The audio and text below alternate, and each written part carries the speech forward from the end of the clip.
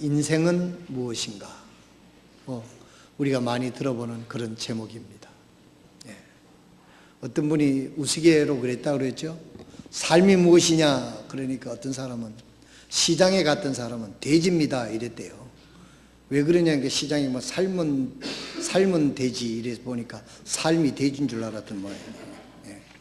또 열차를 타고 갔는데 삶을 계란 사세요, 삶을 계란 사세요 하길래 인생이 뭐냐?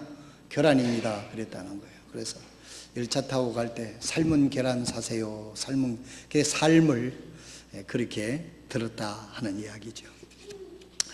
오늘 1절에 있는 말씀을 보면 땅 위의 사람에게는 정해진 기한이 있지 아니하냐 그랬습니다.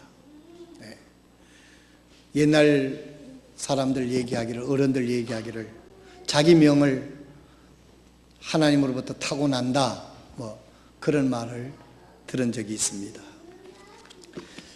우리는 내 삶의 기간을 조정할 수 있다라고 생각할지 모르지만 하나님 편에서 볼 때는 우리들의 삶이 정해진 것을 우리가 볼 수 있어요. 시편에도 보면 보통 수명이 70이고 강건하면 80이다. 그랬고 그 연한을 사는 동안 참으로 고난의 연속이다 라고 이야기를 했습니다. 그리고 시편 90편에는 모세는 나의 연한이 얼마나 남았는지 그 남은 연한을 계산할 수 있는 지혜를 달라고 기도했던 적도 있습니다. 오늘 본문 말씀을 통해서 인생은 무엇인가? 여러분들이 성경에 보면 욥이라고 하는 사람은 참 고난을 받은 대표자의 인물로 성경은 묘사되고 있습니다. 그래서 욥은 땅 위에 사는 사람에게는 정해진 기한이 있지 아니하냐. 그의 날들은 또한 품꾼의 날들 같지 아니하냐. 종이 저녁의 어둠을 간절히 바라고 품꾼이 자기의 품삯을 기다린 것 같이. 여러분 아침에 일꾼이 나가서 일을 할 때 언제가 가장 기다려집니까? 간식 참 먹을 때, 점심시간, 그 다음째 퇴근 시간을 마치고 품삯을 받을 때 하루의 그 수고를 우리가 잊게 되는 것입니다. 그래서 그 품꾼은 저녁에 일을 마치고 품삯 받을 때를 간절히 기다리는 것처럼, 물론 일이 재미가 있어서 시간 가는 줄 모르고 일을 하면 좋겠습니다만은 그것도 일을 계속 하다 보면 퇴근 시간이 언젠지 기다려질 때가 있다 이 말이죠. 우리 인생도 그렇다는 것입니다.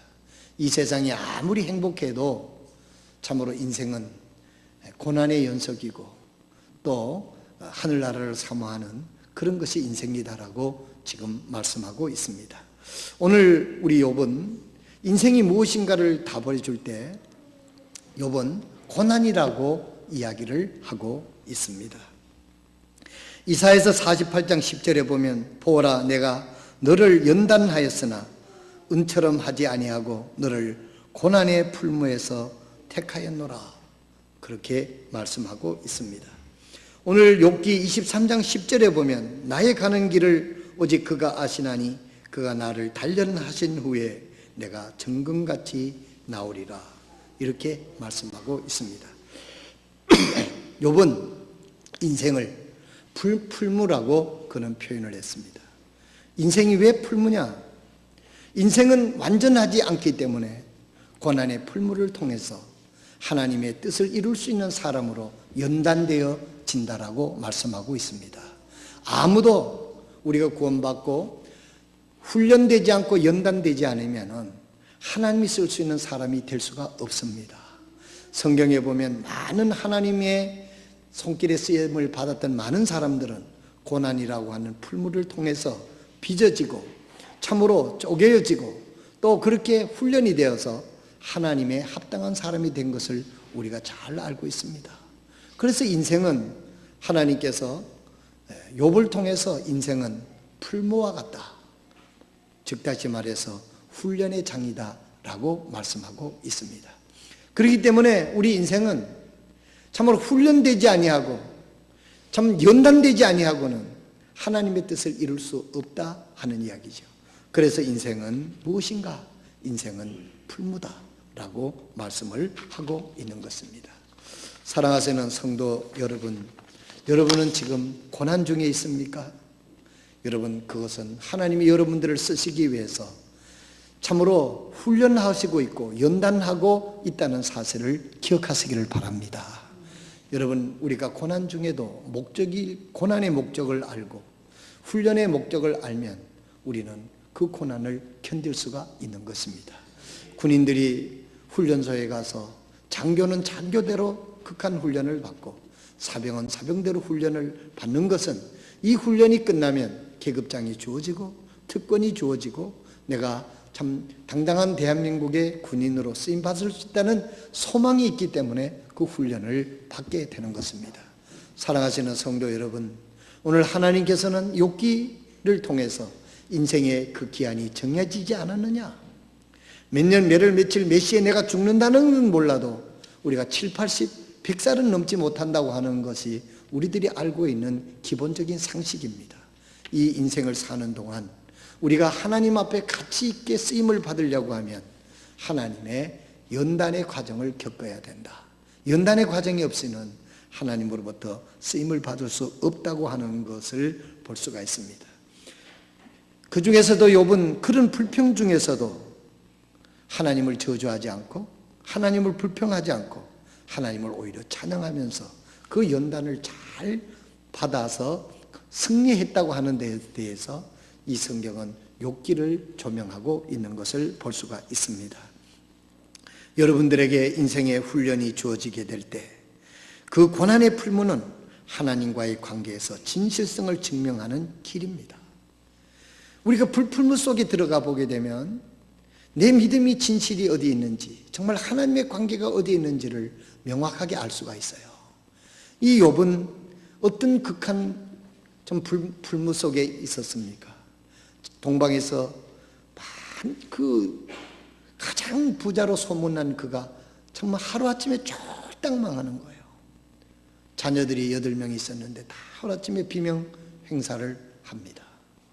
그리고 사랑하는 아내까지도 참으로 함께하지 못하고 저주를 하고 죽으라고 이렇게 하는 그런 형편이고, 머리 정수리에서부터 발끝까지 상처가 나서 등창이 나고 이 헌대가 나서 정말 그 잿더미 위에서 기아장으로 그 자기의 상처를 긁고 있는 아주 극한 그런 형편입니다.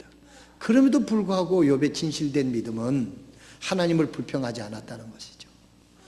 하나님 저주하지도 않고 남을 불평하지도 않고 그것을 묵묵히 견뎌냈습니다. 주신 분도 여호와시고 가져가시는 분도 여호와시라고 이야기하면서 내가 모태로부터 아무것도 가지고 온 것이 없었고 이제까지 가지고 있었던 것이 있다면 그것은 하나님이 주신 것을 내가 가지고 있었을 뿐인데 그것을 하나님이 필요해서 가지고 가셨다고 하더라도 내가 어떻게 불평할 수 있겠느냐 하는 것이 욥의 마음의 상태였습니다.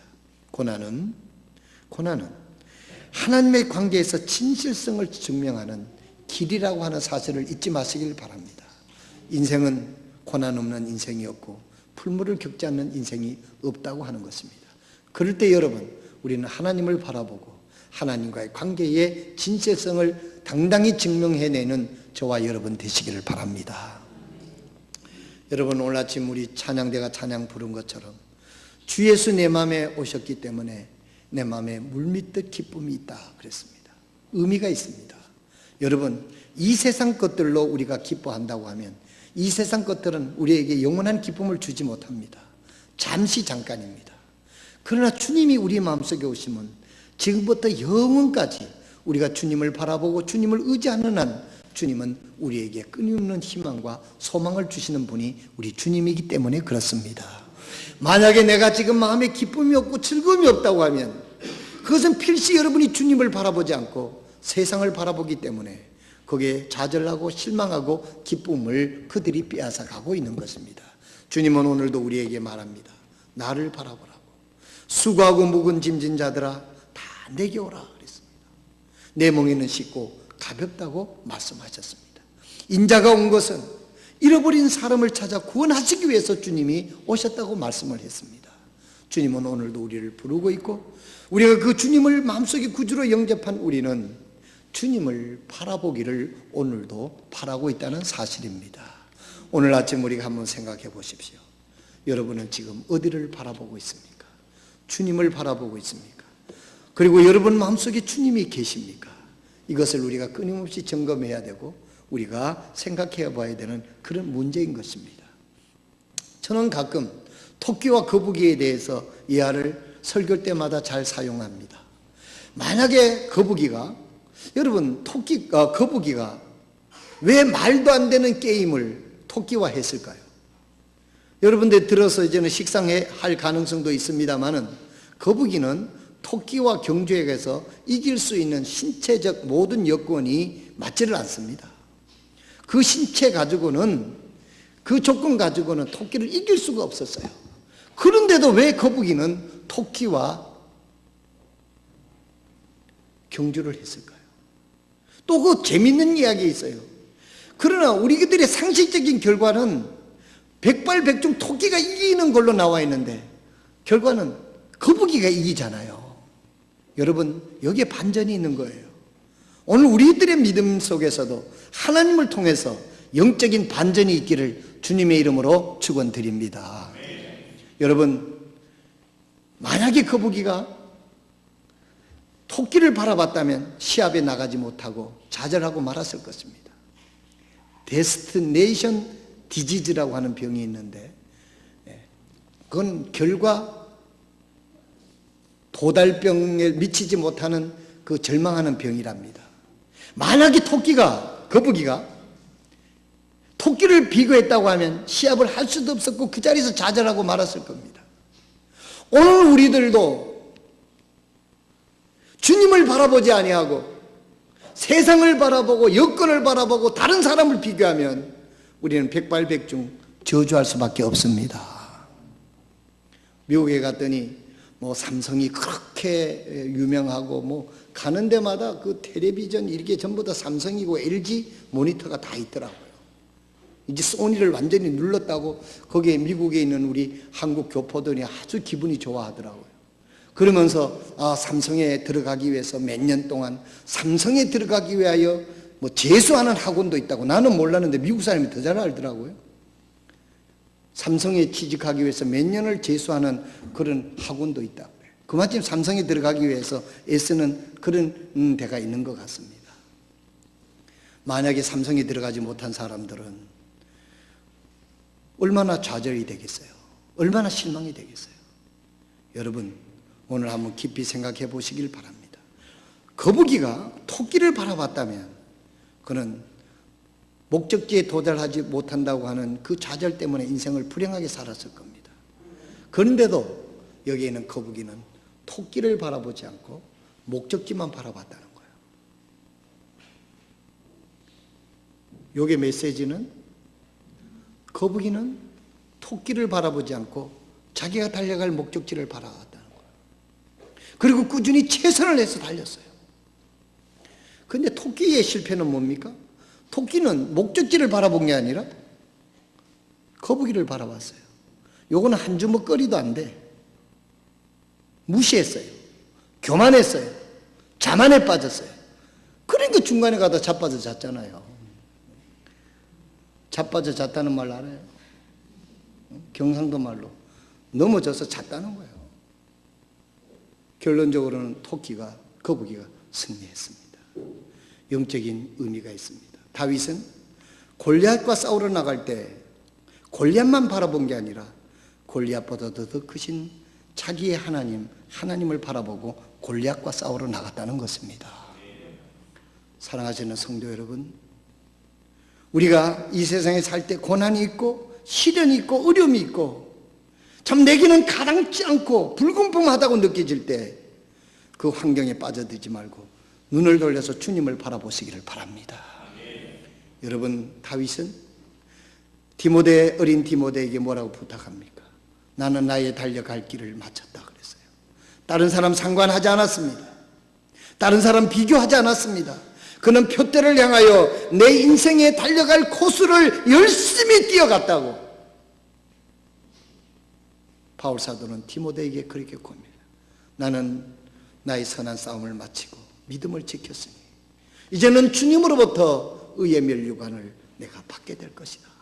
나뿐만 아니라 모두가 주님을 바라보고 달려온 그들에게 하나님께서 면류관을 주실 것이라고 이야기를 했습니다. 오늘 우리가 이 시대를 살아가는 그리스도인으로서 우리가 한 가지 인생의 풀무 같은 풀무를 지날 때 우리는 풀무에 빠져들지 말고 풀무만 바라보지 말고 풀무 속에서도 주님을 바라보는 믿음이 필요한 것입니다. 풀무에서 건져주시는 주님, 풀무를 통해서 나의 찌꺼기를 다 제하고 정금처럼 나와서 하나님의 손에 귀하게 쓰임받을 그날을 생각하면 그 풀무를 견딜 수가 있는 것입니다. 그래서 주님은 눈을 들어 밭을 보라고 그런 겁니다. 우리들의 마음의 향성을 가르칩니다.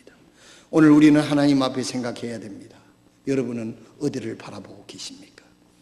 믿는다 하면서도 주님은 바라보지 않고 현실만 바라보고 여건만 바라보고 상대방만 바라보다가 자기보다 못한 사람한테는 우월감을 가지고 과시하고 교만해지고 자기가 해보지 못하는 그런 사람을 만나면 좌절을 빠지고 불평을 하는 그런 비루한 인격의 사람으로 떨어져서는 안 되는 것입니다. 오늘 우리는 풀무 같은 그런 인생의 인생인데 그런 과정 속에 우리가 항상 지향해야 될 것은 주님을 바라봐야 된다고 하는 사실인 것입니다. 제가 이번에 그 이학로 목사님이 멕시코에 이미 올해 1년 전에 강의가 예정이 돼서 제가 가는 주일 월요일날 새벽에 멕시코 비행기를 타야 돼요. 그래서 제가 금요일날 그분하고 만났는데 이분이 미안해가지고 그 짧은 시간에 조금만 틈만 있으면 저는 좀 쉬었으면 좋겠는데 그 와서 6일 동안 막 계속 집회를 했는데 막 보여주려고 막 여기저기 데리고 다녔어요. 근데 어느 그 공원에 가니까 연방 정부가 저기 데모를 해가지고 문이 닫혀서 한 군데 못 가보고 다 가봤는데 그 중에서도 이분이 지금 생각하니까 얼마나 고마운지 몰라. 여러 전에 내가 가서 못 봤던 곳을 잘 보여줬어요. 그 중에 하나가 제가 항상 가보고 싶었던 그 전중간에 다른 목사님들하고 리버사이드 교회를 가려고 그랬는데 무슨 일이 있어서 못 갔어요. 근데 이학로 목사님이 금요일날 오후에 나를 데리러 와서 점심 식사를 하고 그 뉴욕까지 올라가가지고 리버사이드 교회를 간 거예요. 그 리버사이드 그 교회에 내가 사연을 알기 때문에 꼭 가보고 싶었어요. 가보니까요, 내가 책에만 읽었는데 이 지구상에 있는 그 많은 교회당 중에서 바티칸 있잖아요. 바티칸, 로마 이태리의 천주교 그 성당을 제외하고는 이 리버사이드 교회당이 제일 잘 지어졌다는 거예요. 침례교회입니다. 북침례교회입니다. 그래서 이제 그 리버사이드는 뉴욕 허드슨 강가에 있는데 이 리버사이드 교회당을 지은 사람이 누구냐 하면 우리나라의 책에는 록펠러라고 되어 있는데 영어로는 락커펠러라고 그러더라고요. 그는 이 락커펠러라고 하는 사람이 어렸을 때부터 아주 그의 일기장을 보게 되면 이렇게 써져 있습니다. 주급 사달을 받던 사회 초년병 시절부터 철저했던 자기 관리에 관해 그의 평전 록펠러가의 사람들은 이렇게 묘사하고 있다. 어떻게 묘사하고 있느냐? 그는 하루도 빼놓지 않고 장부를 기록했으며 아주 장부를 기록했대요. 가계부 잘 쓰세요. 한 푼도 소홀히지 않고 수익과 지출금, 저축금, 투자금 그리고 사업의 자선금 내역을 작성해 나갔다. 매주 그는 싸구려 하숙집에 집세로 1달러를 지불하는 것 외에는 소액 기부 모임에 75센트를 그리고 이리 스트리트 침례교회 주일학교에 5센트, 미국에는 주일학교에 헌금하고 또 본예배에 헌금하거든요. 그다음에 빈민구제 활동에 10센트, 해외 선교 활동에 10센트를 헌금했다. 이 주급에 일주일에 4달러 받던 시절부터 이렇게 철저하게 아주 규모 있게 살림을 한 사람이에요. 그는 33세에 백만장자가 됩니다. 그리고 43세에 미국에서 최대 부자가 됩니다. 그리고 53세에 억만장자가 되어 세계적인 부자가 됐습니다. 그런데 53세에 이는 인생의 풀무 속에 들어갑니다. 록펠러가 53세에 머리카락과 눈썹이 빠지고 몸이 말라가는 무서운 병에 걸려 의사로부터 1년을 견디기 힘든다는 진단을 받게 됩니다. 그 말을 듣는 순간 그는 충격을 받아 밤잠을 자지 못하고 하나님께 기도했습니다. 그때 어느 날 밤 문득 그는 침대에서 일어나서 돈은 아무것도 아니다, 하나님께서 모든 것이 되신다 라는 깨달음을 갖게 되었고, 하나님 앞에 남은 인생을 하나님을 위해 살겠다고 침대에다가 좀 손을 세우고 기도하기 시작을 했습니다. 돈은 아무것도 아니다. 그래서 제가 가만히 생각해 봤어요. 우리가 돈은 아무것도 아니면 아니다 이러면 다 웃을 거예요. 돈도 개코도 없는 게 뭐 돈은 아무것도 아니다 이러면은 그 목회 들어가겠어요? 이 사람은 미국의 최대 부자가 돈은 아무것도 아니다 하니까 이거는 뭔가가 참 무게가 있잖아요. 그래서 이분이 새로운 인생을 살기 위한 터닝 포인트가 된 거예요. 그래서 그가 자기 당으로 그 리버사이드 교회당을 짓기를 시작합니다. 그 교회가 바로 리버사이드 처치이다. 그는 이 교회당은 바티칸을 제외하고는 세계에서 제일 큰 교회당, 록펠러 재단 설립자 록펠러가 독실한 믿음의 실천자로 알려진 미국의 석유 재벌이자 사업가이다. 그는 어머니로부터 전수받은 보수적 침례교회 신앙을 전통의 가슴에 새기고 어려서부터 모든 수입의 10분제를 하나님께 드리며 자신의 시간과 재능을 최대 개발해 이 땅의 삶을 성실하게 살아가는 것이 하나님께 드리는 산제사라고 믿었던 신앙의 인물이었다. 이렇게 묘사하고 있습니다. 오늘 리버사이드 교회당을 지었던 이분은 평소에 4,800 몇 개의 교회를 지어서 약 5,000 개의 교회당을 지어서 하나님께 바치고, 그 집회를 하는 도중에 이제 주일 예배를 마치고 이제 다정이를 태우고 변원수 목사님하고 이미 아마 11시가 됐어요. 그런데 이제 다정이가 지가 뭐 기차로 간다는데 우리가 보낼 수가 없어서 변 목사님하고 내하고 이제 우리 집 사람 또 피곤하니까 호텔에 보내주고, 그래서 3명이 이제 뉴욕에 올라갔습니다. 포트리 쪽으로 쭉 이렇게 올라갔는데, 올라가면서 이 리버사이드 교회를 얘기한 거예요. 변준수 목사님 리버사이드 교회가 어디에 있는지도 몰라서 얘기하는데, 아니 다정이는 알고 있더라고요. 그래서 그 다정이가 뭐라고 얘기냐면, 목사님 센트럴 파크도 락펠러가 뉴욕시에다가 개발해서 기증을 했대요. 센트럴 파크라고 뉴욕에 가면 중심에 아주 큰 공원이 있거든요. 그런데 더 놀라운 것은 그것을 지어서 뉴욕시에다가 기증을 하고 아직까지도 록펠러 재단이 그 센트럴 파크 운영비까지도 아직까지 지불을 하고 있다라 하는 얘기를 새롭게 알게 됐습니다. 록펠러라고 하는 사람은 인생의 풍랑을 만났을 때, 불풀물을 만났을 때 그에게 참으로 행운이고 축복이었던 것은 무엇이냐면 주님을 바라봤다는 것입니다. 주님을 바라봤다는 것입니다. 그가 계속해서 돈을 바라보고, 내가 돈이 이만큼 있으니까 세계의 유명한 의사를 찾아서라도 내가 병을 고치고 말 거야, 이렇게 할 수도 있었지만은 그는 하나님 앞에 기도하면서 돈은 아무것도 아니다, 하나님께서 모든 것이 되는다, God is all, 하나님이 모든 것이 되신다 하는 이야기를 하고 주님을 바라보게 됐던 것입니다. 그리고 내가 이 하나님이 축복해 주신 걸 가지고 어떻게 살 것인가, 그 남은 재산을 재단을 설립을 해서 사회에 그렇게 기부하는 시스템을 만들고 그 리버사이드 교회를 짓게 되었다는 것입니다. 그는 55세를 넘기지 못할 것이라고 했지만 록펠러는 98세까지 장수하였으며 세계 제1의 부자 자리를 92세까지 지켰다는 거예요. 나머지 6년간은 나이가 많아서 그랬든지 하여튼 세계 부자 1위를 지키지 못하고 그는 98세까지 장수하였으며 세계 제1의 부자 자리를 92세까지 지키는 복을 받았다. 이렇게 기록이 되어 있습니다. 오늘 아침 저의 메시지는 그렇습니다. 인생이 무엇이냐? 인생은 한정된 것이고 인생은 불풀무다. 욥을 통해서도 우리에게 보여준 것입니다. 그런 우리는 누구나 이 불풀무를 피해갈 수 없고 고난을 피해갈 수 없는데, 우리가 가장 할 수 있는 것은 불무에 빠지지 않고 세상을 바라보지 않고 절망만 바라보지 않고 그것을 넘어서 하나님을 바라봤다는 거예요. 욥이 하나님을 바라봤기 때문에 그 극한 시련을 이길 수 있지 않았습니까?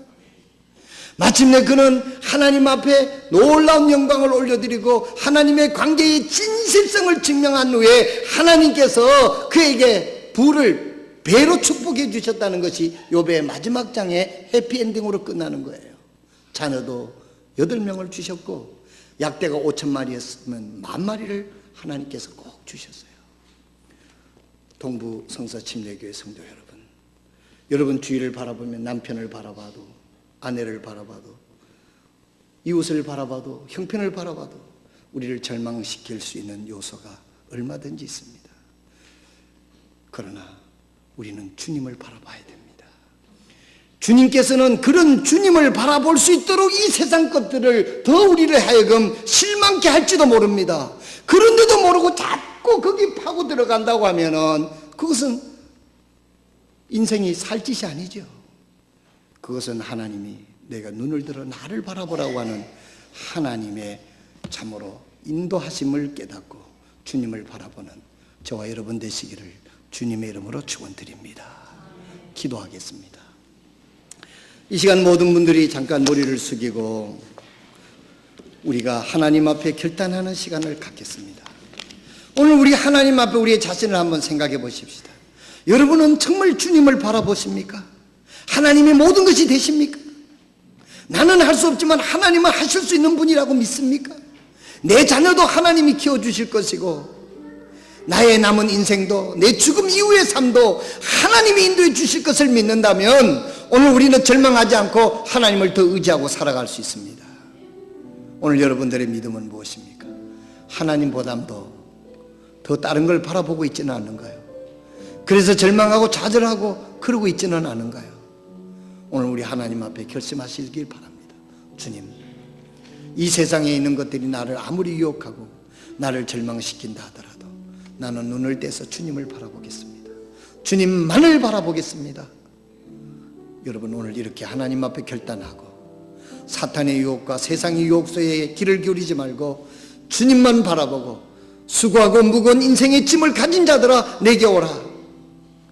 주님을 음성을 듣고 주님을 바라보고 주님을 따라가는 여러분에게 하나님의 큰 은혜가 있을 줄로 믿습니다. 이 시간 잠깐 기도하겠습니다. 오늘 여러분 하나님 앞에 그렇습니다. 하나님, 내가 주님을 바라보지 못하고 자꾸 세상을 바라보고 다른 사람을 비교하고 근데 그 과정 속에 나는 기쁨을 다 뺏기고 살았습니다. 이제 주님을 바라보겠습니다. 주님은 나를 구원해 주셨고 주님은 오늘도 나를 보호해 주시고 지켜주시겠다고 약속해 주신 그 주님을 바라보지 못하고 주님을 마음에 왕자리에 모시지 못하고 내가 왕자리에 앉아서 주님을 밀어내고 그러지는 않았습니까? 주님은 나의 주님이고 나의 왕이십니다. 주님을 바라봅니다. 내 생애를 맡깁니다. 나의 삶을 맡깁니다. 오늘 그렇게 하나님 앞에 결단하십시오. 하나님이 여러분의 결단에 따라서 여러분들의 삶을 인도하시고 변화시켜 주실 것입니다. 다 같이 일어나셔서 기도하겠습니다. 하나님, 우리 아버지, 오늘 욥기를 통해서 인생은 여러 가지